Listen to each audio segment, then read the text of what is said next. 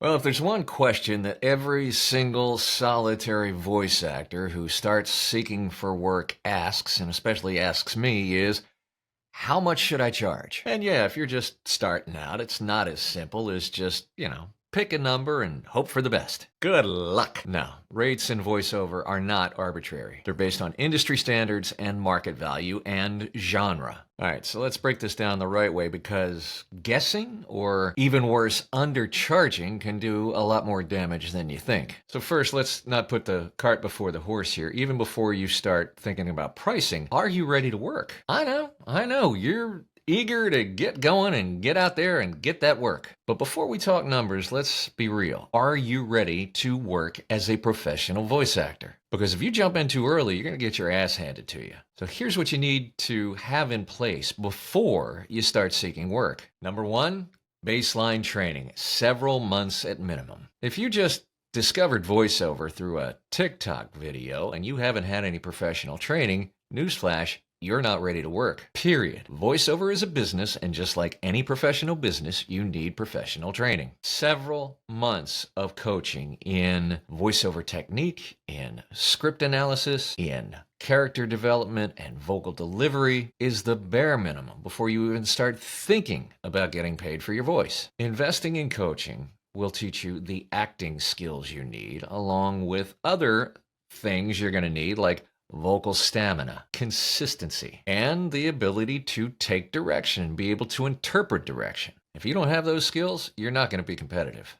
Yeah, even if you have a naturally great voice, well, welcome to the big leagues. Everybody here does. Raw talent alone, that nice voice, that ain't going to cut it. My, you have such nice legs. I bet you're a phenomenal dancer.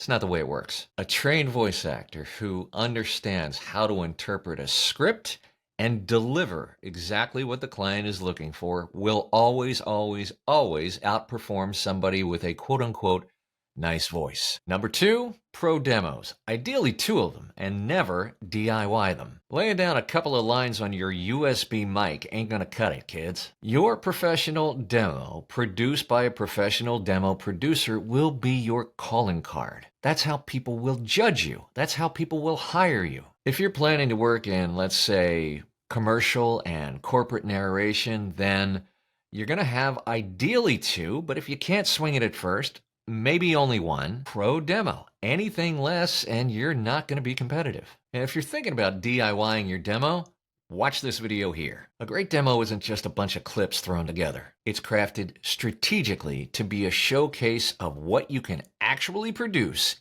in the booth when left to your own direction, and your ability to perform with different styles, different tones, show some range, and to demonstrate you know what the hell you're doing. You slap together a homemade demo or a poorly produced demo, and it can actually damage your career. People who hire us, producers, casting directors, etc., have long memories. You put garbage in front of them, they will not forget it. Third up, a solid voiceover website. Nobody is taking you seriously if you've got a scattered social media presence and a demo buried somewhere on a Google Drive folder. You need a clean, professional website that showcases your demos, where clients can learn about your services, and they can contact you to hire you. If they have to dig around to find your damn demos, they're going to move on and find somebody else. A pro VO website should include, first, your demos. Front and center, easy to play, easy to download. A short bio that establishes credibility and tells people who you are and what you're about. Remember I said short. A clear contact form so people can get in touch. And maybe if you want to throw them in, some client testimonials if you have them, a booking calendar, and maybe your studio specs. Your website is your digital storefront, kids. If it looks amateurish, then the clients are just going to assume that your work is too. So if you're missing any of these 3 foundational pieces, stop worrying about rates right now and get your ducks in order. Focus on getting your business set up right first. So let's say you ignore my advice. Who the hell is this guy to tell me how to do it?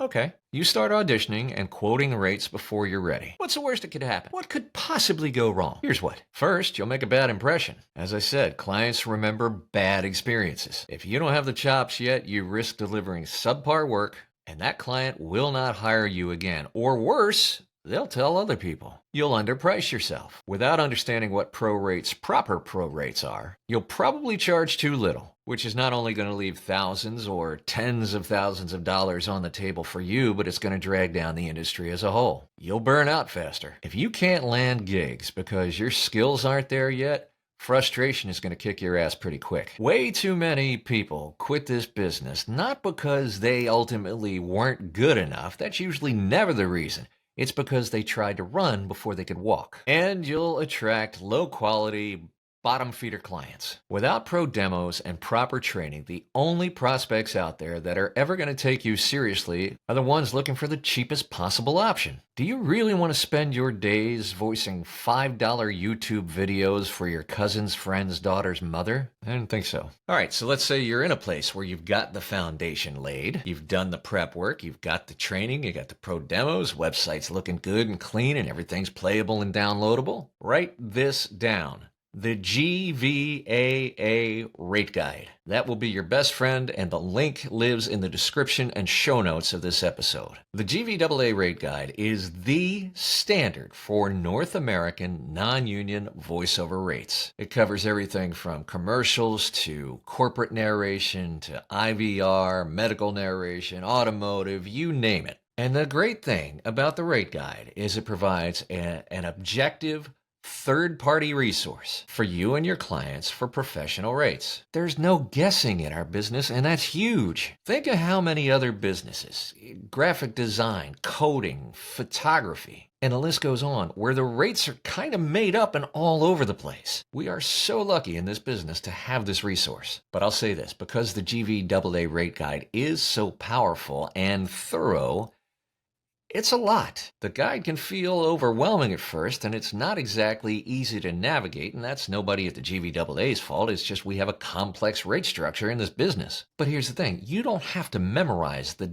whole damn guide right away, or at all. Start using it as a reference in the genres you're pursuing. If you're working in commercial and narration, focus there first. More importantly, you have to know these rates are not set in stone necessarily. Factors like usage and exclusivity and volume at times, licensing, they all affect the final quote. That's why it's crucial to understand not just what to price, but how to price. Now, if the GVAA Rate Guide feels heavy and overwhelming, and like I said, it's kind of a lot. If it feels like you're reading brain surgery instructions in a foreign language, you ain't alone. That's why I highly recommend checking out VO Rates 101. VO Rates 101 is designed to help you make sense out of voiceover pricing. So you don't have to guess, you don't have to undercharge, you don't have to overcomplicate and overthink things. You'll learn how to break down a project's scope and price it accordingly, how and when to negotiate rates, what other factors influence a quote or a price other than just how long is the script, and how to quote with confidence without second-guessing yourself. Bottom line, if you're serious about making any money in this business, how you structure your quotes, how you price your services is just as, if not more important, than your voiceover training. Kids, I say it all the time, voiceover is a business, and if you approach it like that one from the jump, you'll set yourself up for long-term success. Take your time, do it right, and when it's time to quote, charge what you're bloody well worth. Now, if this video helped you and brought you value, please share it with other voice actors so that we can help them too. Give us a like, a subscribe, hit that notification bell on YouTube so that you know every time we publish a new video every week. Then jump on over to VOPro.pro, sign up for our Move, Touch, Inspire newsletter, and get information on the VO Freedom Master Plan, where we teach voice actors like you how to market their services directly to clients so that they're not relying on auditions from middlemen, agents, pay-to-plays, you name it. You can take control of your own career. Thanks so much for your support. The more we talk, the more we educate each other, the more we exchange ideas and information, the better, stronger industry we're going to have for ourselves and for our clients. Thanks so much, and we'll see you next week.